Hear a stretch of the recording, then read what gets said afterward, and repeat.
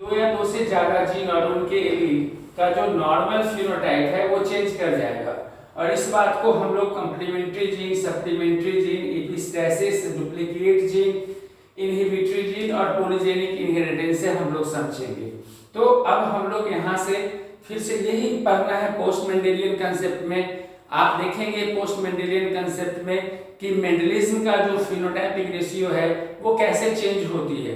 जैसे आप सब अच्छे से जानते हो कि मेंडल साहब ने मोनोहाइब्रिड क्रॉस के लिए फिनोटाइपिक रेशियो 3:1, डाइहाइब्रिड क्रॉस के लिए फिनोटाइपिक रेशियो 9:3:3:1, 3:1, ट्राइहाइब्रिड के लिए अलग-अलग रेशियो दिया।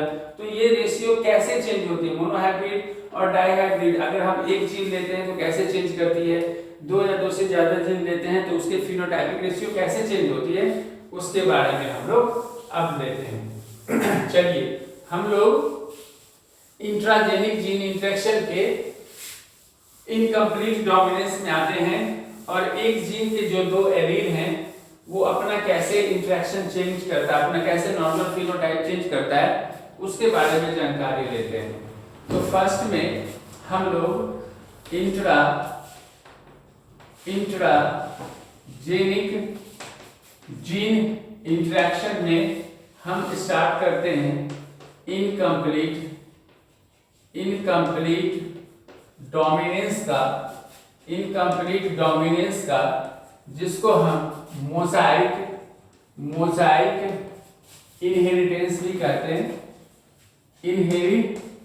कहते हैं, पार्शियल डोमिनेंस, इसी का तीसरा नाम पार्शियल डोमिनेंस भी है। तो आपको तीन नाम हमने आपका दिया कि इनकम्प्लीट डोमिनेंस को मोजाइक इनहेरिटेंस भी कहते हैं, इसी को पार्शियल डोमिनेंस भी कहते हैं। तो ये है क्या? आप लोग सब सो तो नहीं गए? आवाज सुनाई दे रही है? आवाज सबको सुनाई दे रही है? तो बोलो, केवल चुपचाप सुनने से थोड़े होगा, हाँ ना ये सब बोलो, ठीक है? आप जो सुन रहे तो आप बोल क्यों नहीं रही? ये जो इनकम्प्लीट डोमिनेंस है इसके बारे में जानकारी लीजिए।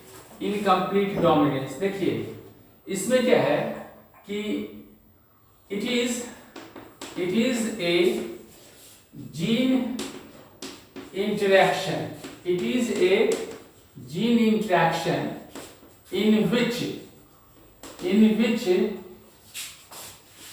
none of the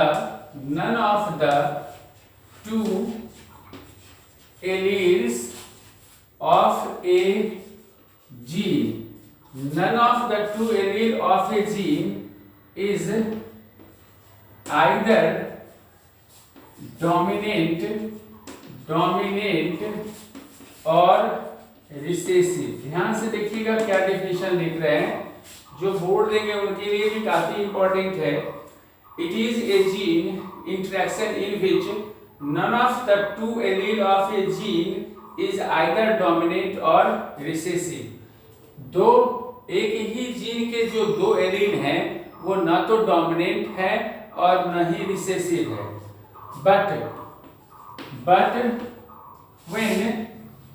But when they are brought together they give mixed या blended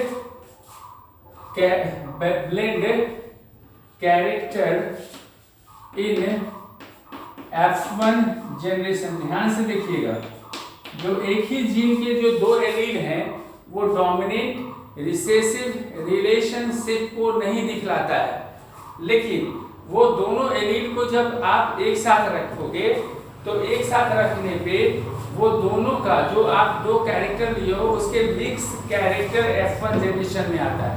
तो आप कहोगे कि सर ये तो ब्लेंडिंग थ्योरी ऑफ इनहेरिटेंस का एग्जांपल है। नहीं, ये ब्लेंडिंग थ्योरी का एग्जांपल नहीं है, क्योंकि देखो दिस पहले तो डेफिनेशन समझ लीजिए, हम एग्जांपल से आपको समझाते हैं तब बताएंगे।